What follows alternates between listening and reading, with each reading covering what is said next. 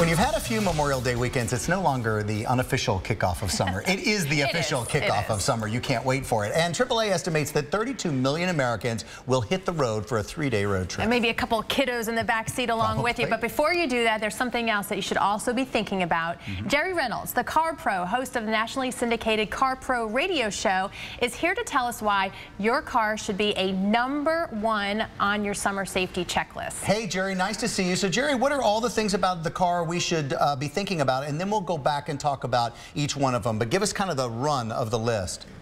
Hey guys, good morning. It's great to be with you this morning. You know, there's just things that you need to do before you head out on a road trip, and we can go through those. But I think one of the biggest things is your car tires.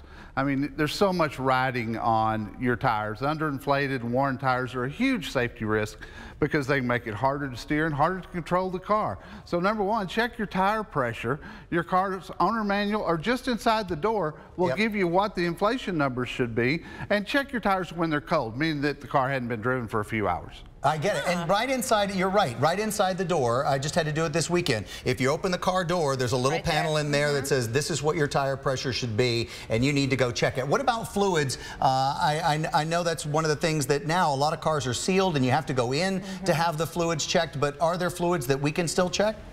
Yeah, there is. And on most of the new cars, anything that you see in yellow under the hood is a fluid that you can check.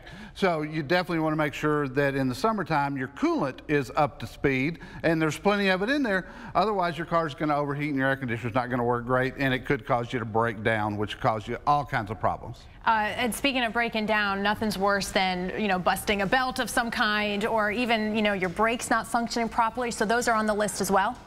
Absolutely. You got to check your brakes, and it's cheap to get done at any repair facility. They can pull your wheels, check your brake wear, and see if you do need a brake job, and the belts. They can do a visual inspection of the belts and see if they're dried and cracked. It's a lot cheaper to do it then than it is to have a belt break and have to call a wrecker. And Jerry, if you press the brakes and you hear a squealing noise, does that mean necessarily you have a problem with them? Or, I mean, is there any sign before you get a soft brake that you got a problem? No.